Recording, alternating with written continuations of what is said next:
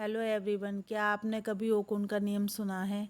ये एक बहुत ही महत्वपूर्ण सिद्धांत है जो अर्थशास्त्र में बेरोजगारी और आर्थिक उत्पादन के बीच के संबंध को समझाता है।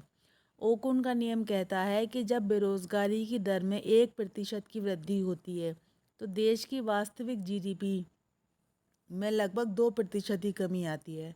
इसका मतलब है कि जब लोग काम नहीं कर रहे होते हैं तो जो हमारी आर्थिक वृद्धि है वो धीमी हो जाती है। इस नियम का उपयोग पॉलिसी मेकर द्वारा समझने के लिए किया जाता है कि बेरोजगारी में परिवर्तन का आर्थिक विकास पर क्या प्रभाव पड़ता है। इससे सरकारें सही नीतियां बना सकती हैं ताकि रोजगार के अवसर बढ़ाए जा सकें। अगर इसका एग्जाम्पल लें तो यदि किसी देश में बेरोजगारी बढ़ती है तो उस देश की अर्थव्यवस्था कमज़ोर हो सकती है।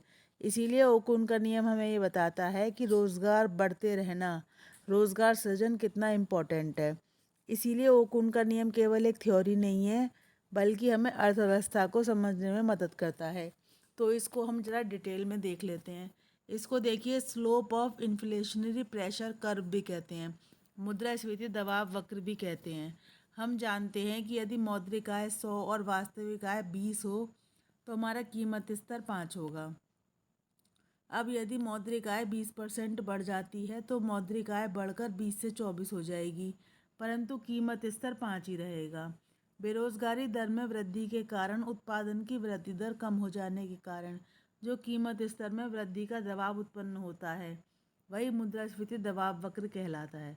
प्रोफेसर ओकुन कहते हैं कि बेरोजगारी की दर में कमी आने से कुल उत्पादन की वृद्धि दर बढ़ती है और बेरोजगारी की दर में वृद्धि होने से कुल उत्पादन की वृद्धि दर कम होती है।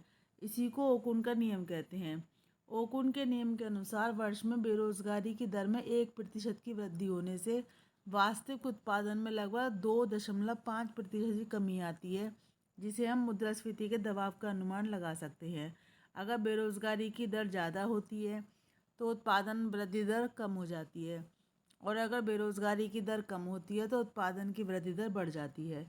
इसीलिए मुद्रास्फीति दबाव वक्र जो है वो नीचे से दाईं ऊपर की ओर उठता हुआ होगा। जैसे कि देखिए, हमारा ये चित्र में दे रखा है, जब बेरोजगारी की दर U1 है तो हमारी जो मुद्रास्फीति है वो R1 है। ठीक है, जैसे ही हमारी बेरोजगारी की दर बढ़ती है तो मुद्रास्फीति की दर भी बढ़ जाती है। ठीक है, जो कि देखिए हमारा जो ये वेजेस है और जो हमारा ये प्राइस है इसमें डिफरेंस को दिखाता है। ठीक है, तो ये हमारा जो है ये मुद्रास्फीति दबाव वक्र है।